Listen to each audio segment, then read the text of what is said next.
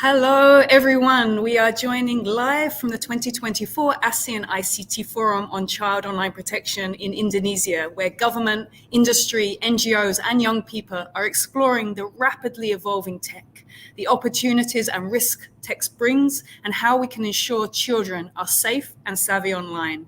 Today's LinkedIn event is organized by UNICEF East Asia and Pacific Regional Office. I'm Rachel Harvey, the Regional Advisor for Child Protection, and I'm delighted to be moderating this event. This region, Southeast Asia, has over 460 million internet users, and it's estimated that 1/3 of them are under the age of 18. That's over 150 million children online. Rapid internet penetration is offering huge benefits for children to learn, to connect, to play. But we've also seen an exponential rise in online exploitation and abuse, with up to 1 in 5 having reported experiencing online sexual exploitation and abuse in the past year. 1 in 5. These are not just numbers. They represent individual children, our children, suffering often in silence. But while we all need to be aware and alert to the risks do not need to turn into harm if we have the right package of prevention initiatives in place. So sharing their perspectives on online opportunities and risks and how we can mitigate those risks while enabling children to enjoy all the benefits tech can bring, I am delighted also to be joined by 3 panelists. Yanti Kusuma-Wardani. She is Indonesia's representative on children's rights to the ASEAN Commission on the Promotion and Protection of the Rights of Women and Children and the convener of this ASEAN ICT Forum. Adam Ingle is the global lead for digital policy at the LEGO Group, where he helps LEGO maintain high standards of safety, privacy and security in their digital products and advocates for policies that empower children online. And Men Hun Kao is young, talented 18-year-old from a rural province in Cambodia who is here with us at the forum and a member of the UNICEF East Asia and Pacific Young People's Action Team. And I want to turn straight to Men Hun and ask, as a young person, what are the key risks and opportunities you see associated with the biggest emerging tech? Okay, thank you so much, Rachel, for your great question. So hello everyone once again. My name is Ming Huang. Currently, I'm a freshman majoring in data science and AI engineering at Camden University and also a member of the Young People Action Team of the UNICEF EPRO as well. So back then to the question number 1, regarding to the potential risk and opportunity for young people, I can see like some of the risks. The first one is should be about the blurring lines between the AI and the human. So since that AI, like generative AI, is developing every day, and then it's come out with the blurring lines. So most of the young people, they don't actually know like which of the content and which of the product that made by AI and which one that made by the human. So they consuming like their everyday life, they are on the internet, on the online, and they can see the video that they watch, the image that they see every day, the content, the answer, the article that they read. So somehow it's not a fact you, so somehow they cannot understand and they cannot recognize which is fake and which is fact. So and that also affect to their life, and that's affect to their behavior as well. And the second one, it would be about the privacy and the security. So young people are highly danger to the online risk, such as like scam, phishing, and identify thief. So many of the young people, they are unaware of the danger that associated with the sharing of the personal information on the social media and platform. And so some of the lack of awareness that expose them to the online harassment, bullying, and abuse as well. And especially talking about the gender violence.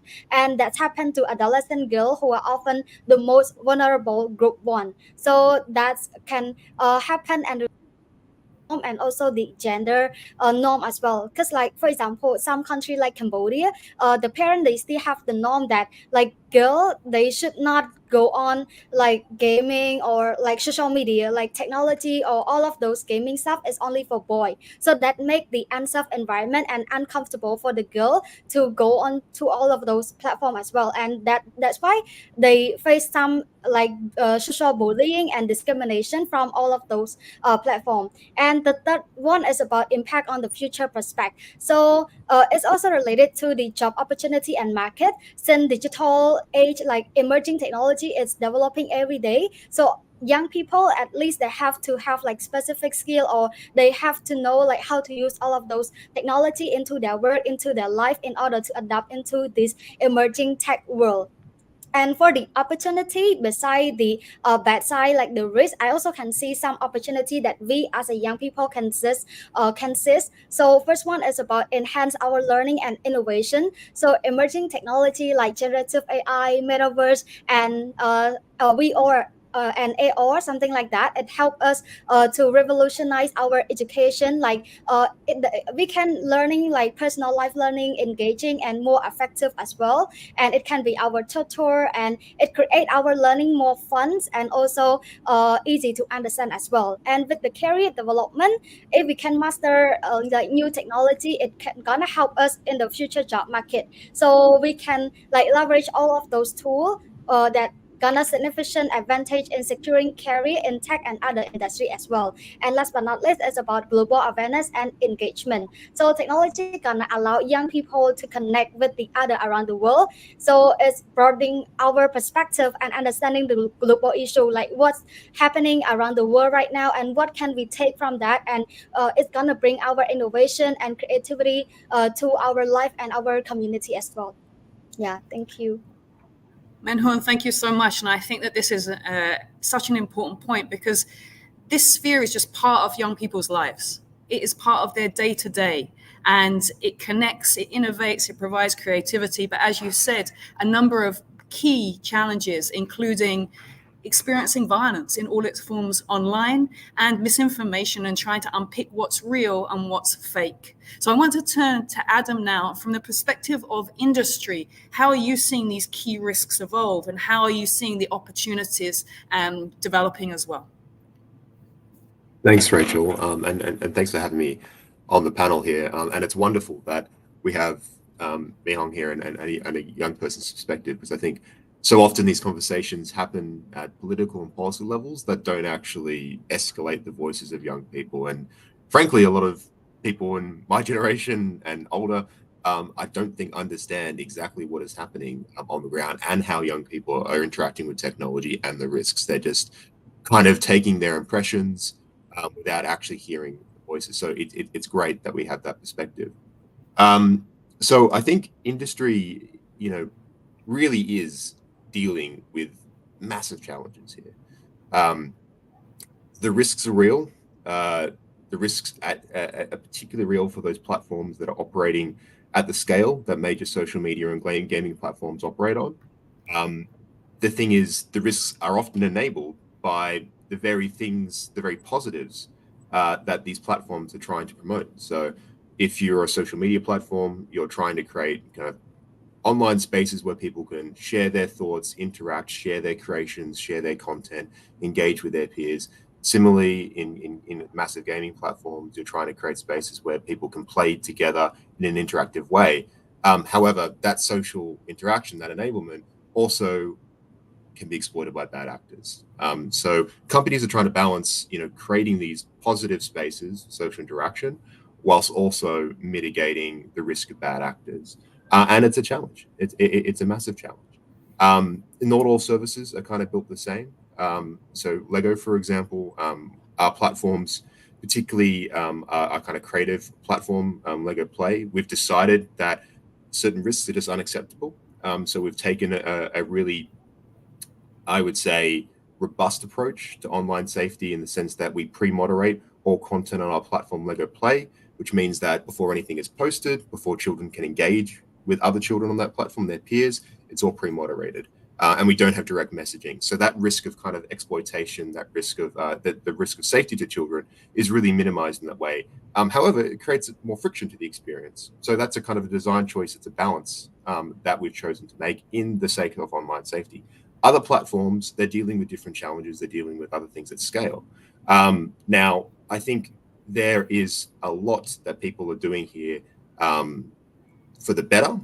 I think there's been a lot of lessons that have been learned in the past 10 to 15 years, as this whole advent of interactive digital technology has really become mainstream.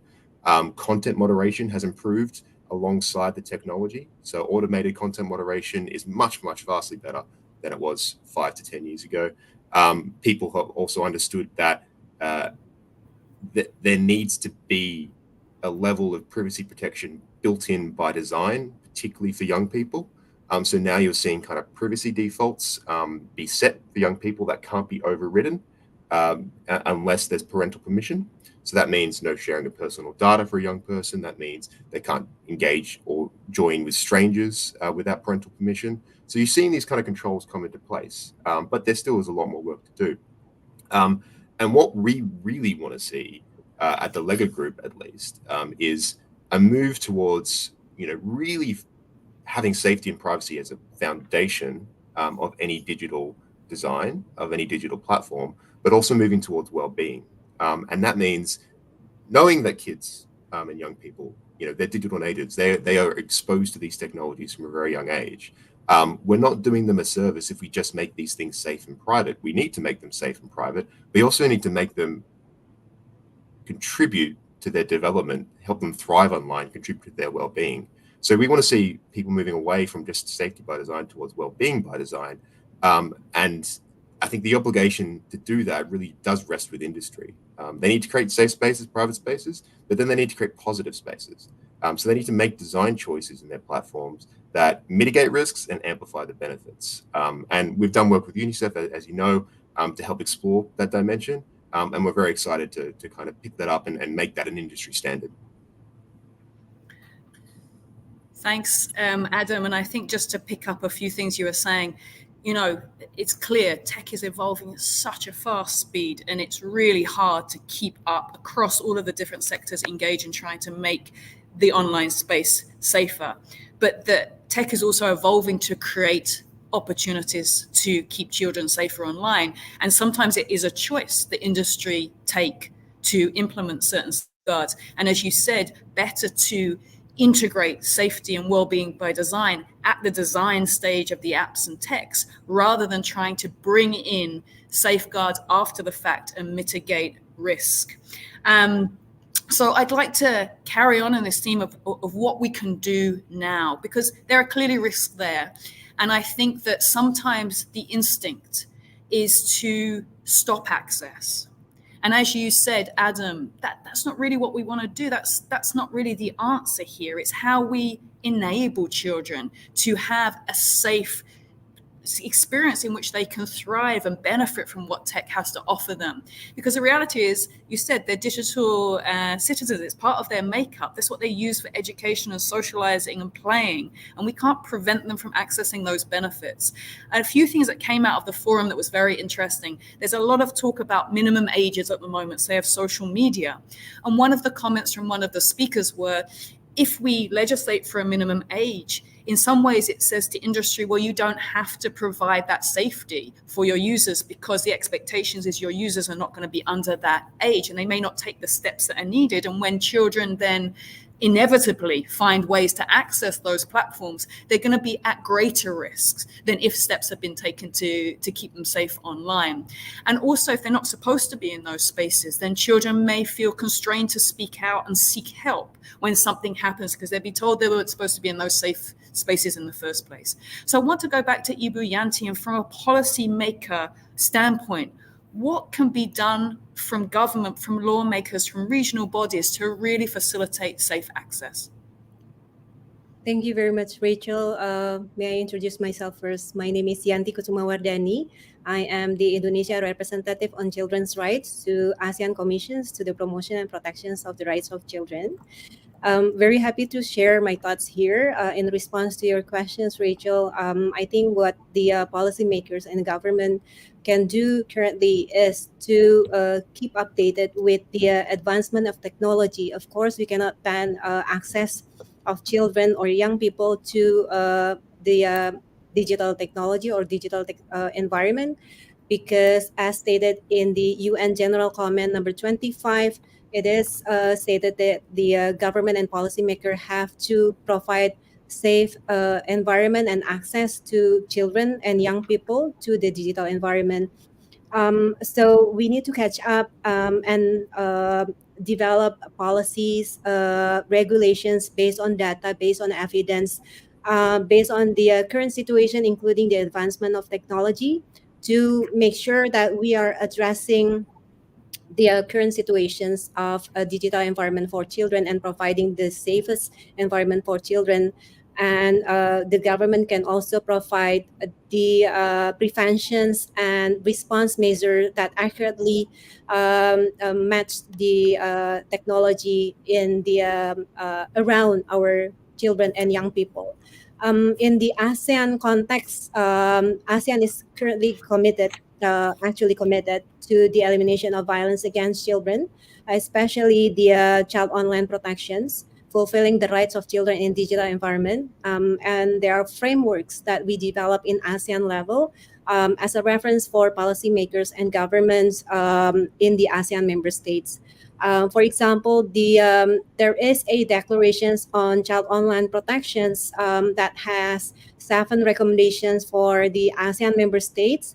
For example, the first one is about the legislations, the law enforcement capacity, national specialized unit, child protection and support services, data collection, the importance of data collections, educations program, how to integrate the child online protection in the national curriculum, for example, and engagement with private sectors is very important. That's why we are having ICT Forum currently in Bali, 2024, and there are many others that stated in the document, in the declarations. And in the declarations, the ASEAN member state also commit to further protect children from all forms of online exploitation and abuse by prioritizing the 7 measures that mentioned before. And to operationalize the declarations, there is a regional plan of actions of protecting children from all forms of online exploitation and abuse in ASEAN and elaborates and provide guidance of the implementation and commitments of ASEAN member states. The overall goal of this regional plan of actions is to eliminate all forms of online exploitation and abuse of children holistically, because we know that the impact of the online exploitation and abuse to children affecting multidimensional of children development. So that holistic approach both in the preventions and response sectors. We've been doing a lot of activities, a lot of commitments, including the ASEAN ICT Forum. The first one we conducted in 2022 in Cambodia. The second one we had it in Bangkok 2023. And currently we are having the 2024 ICT Forum in Bali, Indonesia. Back to you, Rachel. Thanks so much, Ibu Yanti. And just to pick up on this point, that ASEAN does have this regional plan of action on the protection of children from all forms of online exploitation and abuse. And that's the reason that we're here, because that regional plan recognizes the engagement with industry, constructive engagement of industry, to have that dialogue between government and industry with young people, civil society, development partners is extremely important. And one of the things that we are focused on in this forum, and we had Lego here with us in person, which is fantastic, is looking towards the next 5 years and priorities for the next 5 years. So I want to come back to Adam and thinking from the perspective of industry, looking into the future. Over the next 5 years, where do you see those priorities for industry to make the online space safer for children and young people? Yeah, I mean, it's a challenge, but I think there has been maybe a watershed moment in the last 5 years among industry in a whole, to just not ignoring the challenge, but coming to grips with the scale of it. So I think the next phase is for a lot of bigger industry players to get their heads around all the regulations and online safety requirements that are coming into place, which should set something of a global minimum, because we are seeing regulation, in multiple jurisdictions, including in the Asian region, basically saying these are the common things in terms of content moderation, in terms of parental control, in terms of age verification that need to be met. So we'll start to see a global floor and a consistency, I think, among services. The next question is, well, where do we go beyond that? Because as I mentioned before, that's I mean, from the Lego Group's perspective, not enough. These are spaces that kids are playing in. These are spaces that kids need to thrive in. So then how do you move from that floor to kind of best practice? And I think there is a growing consensus around this well-being by design approach, which to our mind is enabling autonomy, enabling creativity for children, enabling them to build digital skills online. Social connection is really important, but as I mentioned, comes with challenges, safety risks. So kind of meeting all these different criteria and then taking on design choices that are almost the opposite of dark patterns, that actually, create a digital environment that incentivize these positive behaviors. So I'll take this one thing, for example. You could have a game design which is open-ended, requires players to kind of make question where their destination is going to be, get certain rewards for kind of undertaking positive steps in that game. These types of design choices kind of enable a sense of autonomy and which contributes to their broader well-being. I mean, that's just kind of a small example in a game, but there's multiple things you can do across platforms to kind of have those positive benefits. So I think we'll see that shift. But in order to get that shift, you need to get the safety and the fundamentals right. And we're still at that phase now because the picture isn't clear. The safety fundamentals aren't there consistently across industry. One thing I kind of liken it to often is, a playground in the sense that you've got a physical playground. You've got parental supervision in that playground. You've got fences around the playground. You've got a soft mesh floor for the playground. So kids can kind of play in and create and explore in this playground, in this space. And they might scrape a knee. There's a little risk there. But that is required in order for them to actually fully enjoy the playground. What's important is that scraping that knee, kind of falling over, is a minor risk. It's a risk that can be dealt with. It's not an actual acute fundamental risk to children because there's parental supervision, because there's the safety mechanisms in place in that playground. The digital world, digital platforms should adopt and need to adopt a similar approach. They can't remove the autonomy of children. As other speakers have said, children have a right to be online. They have a right to participate online. But they can guide that autonomy in a positive way by creating kind of these safety and privacy fundamentals. So I see the next 5 years grappling with those fundamentals. I see it building on those fundamentals and then leaning towards this more positive well-being by design picture. The other thing that I think is really important is also the digital empowerment piece. So that's, industry have this responsibility to build these positive spaces, but they also have a responsibility, and governments have a responsibility to promote kind of digital literacy and digital skills to parents and to children so they can navigate these spaces in a better way. So I think there will be upskilling in terms of, what are the risks? How do we navigate them? How do we understand the internet? And then also just a more safer environment by default. The consensus I can see is getting there. We just need to kind of really nail it and ram it home and then move towards well-being. Thanks, Rachel. Thanks, Adam. And I think it's really interesting, this evolution, because I think we're seeing the same evolution in the dialogue here at the forum, where when the Regional Plan of Action was first developed, the laser focus was on protection of children from especially sexual exploitation and abuse. And I think there's an understanding as the years have gone by that this more holistic approach is needed instead of these kind of standalone initiatives, and also just individual standalone initiatives. Just telling kids about the risks is not enough. We need a wraparound piece for them. So as you say, it's not just about protection online, it's about fulfilling well-being and rights, because they have a right to be there. The other one that resonated with me is the analogy with a playground, and that parents want their kids to go to a playground because they know that it has these benefits for them. And would we expect parents just to say, you can't go to the playground? Because that's what we're seeing in the online space, where parents say, well, I'm going to take your device away. You've done something wrong.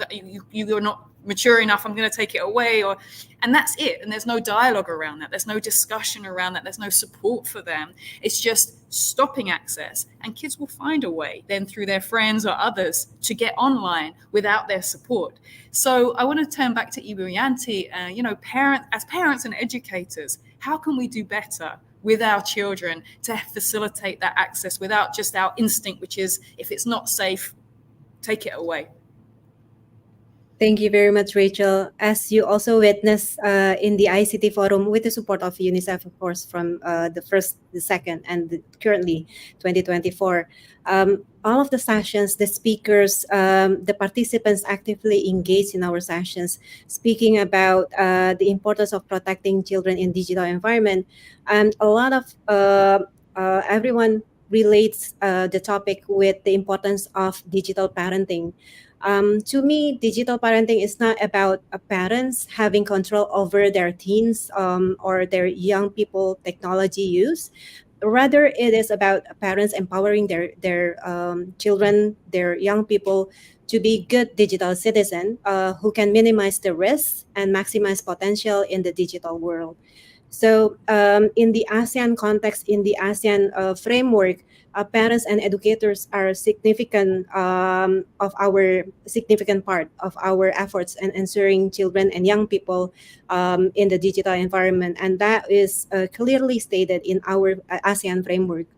The parents and caregiver, teachers, and communities, we consider them as a significant and crucial player in ensuring the safety and protections of children in digital environment, as well as the media and private sectors and children themselves, of course. It is therefore very important to encourage them to be actively participate in the educations and in the awareness raising initiatives, which also target both adults and children, and to also ensure the consultations with the stakeholders in relations to online child safety and protections is in place. So therefore, to me, it is important to strengthen and expand the education of child online protections. It is important to integrate about child online protections in the education sectors, how to integrate the child online protection in the national curriculum for children into school curriculum, including a critical component of the digital literacy educations is very significant. And also, it is important to develop guidance documents on internet user safety for children, for parents, caregiver, for communities, and undertake both mass and targeted public campaign to reach children, parents, caregiver, educators, and community as well, with informations on the online risks and cyber safety. And that should be available and accessible inclusively for all people to make sure that no one left behind. Thank you, Rachel. Thanks, Ibu Yanti. And I think this is really important, right? So our role as parents, educators, and is not to police, right? It's to guide, it's to help them, it's to be part of that digital journey with them as they learn and grow. And I think also if you have that open dialogue with your children, then you're more likely to be a safe space for them if something goes wrong, and they won't necessarily keep it to themselves. Because I think one of the biggest things that we see is children don't speak out when something happens. They keep it to themselves. So I think the onus is also on us to have this safe space to guide them, but let them know if something goes wrong, we can do something about it. And I'm a safe space for you to turn to. So with that in mind, we talked about industry and parents. I want to turn back to Menhon and say, what should young people themselves do, and what else do young people expect to help them? Okay. So yeah, thank you so much for your sharing. That's great to hear from both of you. So back to the question, as a young people myself, so what can we do is that I'm thinking of like young people, they need to be like informed, like they need to be aware of the new updated emerging technology, because technologies is like developing, it's evolving every single day. So as the young people, we should be like aware, we should know that what's going on right now, is there a new technology coming up, and after that, not just only know like what is it, but we should also know like what is the benefit of using that technology, and what is can be the potential risk that it can like influence to our daily life when we use it as well. Like just for example, when the generative AI coming up, like everyone excited to use it, but the thing is that some of the people, like the children and young people in the early age, they might want to try it, because like it's a, you know, it's a nature of the young people, it's the nature of the kid, that we always want to explore things, we want to know like what is it, like we want to try it out. But the thing is, we also should aware that what is the benefit, what is the bad side of doing it, of using it as well. So being recognized and being aware before we using all of those products, before we using all of those technology as well. And one more thing is that try to get the benefit, try to use it in a positive way. So it's all about the self-regulate as well. So like knowing ourselves and knowing why you want to use it. Like I can give one of the example, because I am developing myself from the game player into the game learner and into the game developer. So like before that, back then I used to like play a lot of game, and I just, you know, like play it for fun, entertainment. But one days I recognize that I should get like some benefit, and I should like take advantage from all of those activity. So I learned from all of those game, like how it created, like what is the objective, how can it make the user attract to play all of those games. And after that, I try to learn it, and then I learned how to create that game with the support of UNICEF Innovations, and I joined the Skill for Good program. And after that, I developed myself to a game developer, where I can like create my own game for the children and for my peer to play. And especially is that I can apply what my knowledge and like apply the SDG into that game as well. So it come into the gaming for good, because like most of the people, most of the parents, they always see the game like bad. So why not we make the game good, and we encourage the children to play it, but at the same time the children and the kid, they also can learn from that as well. So that what young people, they looking for it, because we don't want to be just only like in the virtual world and just like getting harm and getting like dangerous by all of those games. So all of those games, all of those social media, like online platform, they should make it with a safety design, with a safety environment for the kid as well.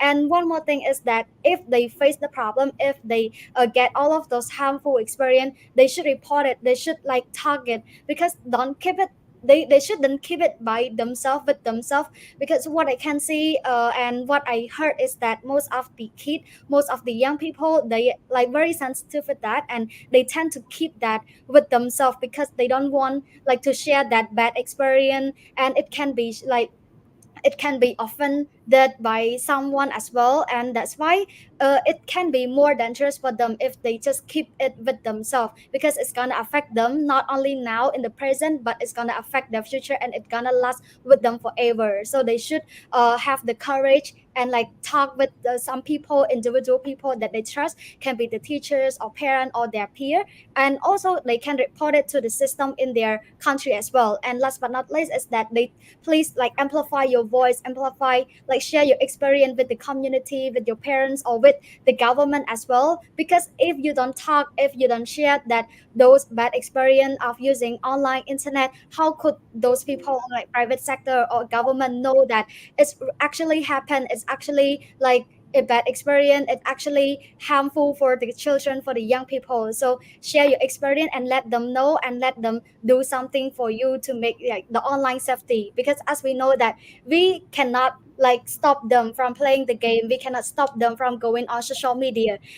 They have the right to participate, they have the right to play all of those games and to share. So we just need to create a safety environment using safety by design or safety well-being before we like create or produce all of those products, like release all of those products to the user. So regarding to the second half of the question, like who else that the young people are gonna reach out to or expect to help, I think that as a young people by myself, if I get any like problem, I'm gonna reach out to my parents or my like teachers. But the question is that do our parents have the knowledge about all of those safety online? No, basically most of the parents like in Cambodia, especially like old parents in the in the province, they don't really have all of those knowledge in the digital like online safety. So we should like spread more knowledge and create like more campaign in order to like make all of the parents they can aware, because nowadays parents they cannot just like put their children in the room and let them play. They should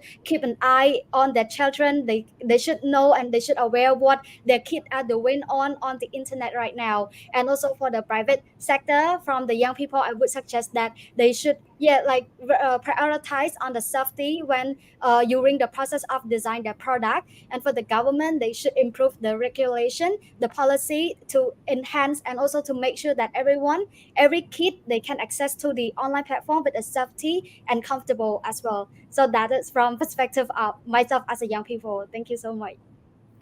Minh-Huân, thank you. And you're getting a lot of appreciation in the comments. I think that is extremely clear and a strong call to action. Something really struck me from what you said, and it links back to what Adam said as well, which was the people developing these platforms usually, and the policies and the programs, we tend to be the older generation who didn't grow up with this. And we can't understand exactly the experience of children and young people in this space because we didn't have it ourselves.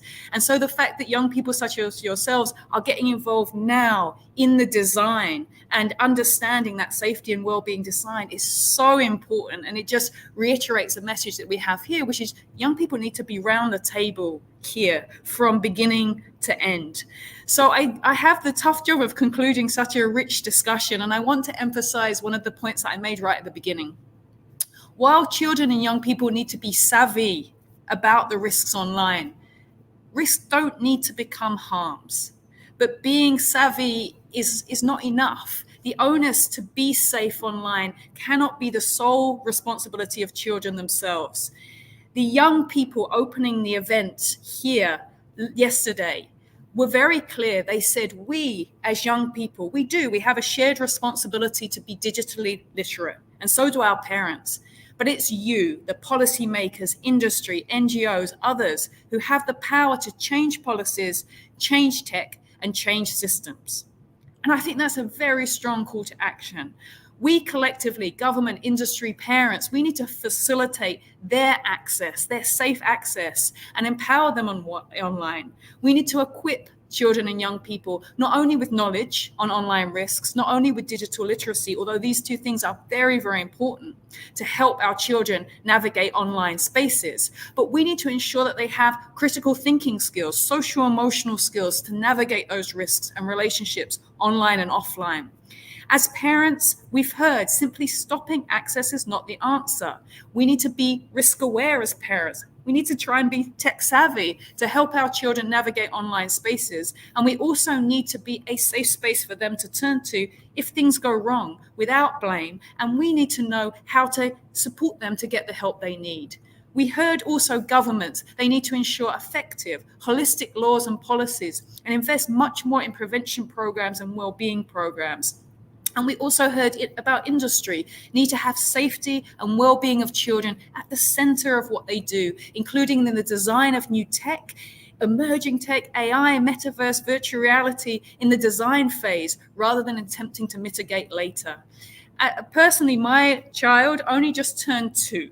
She's not yet online, but it's definitely coming soon. And I worry, as we all do.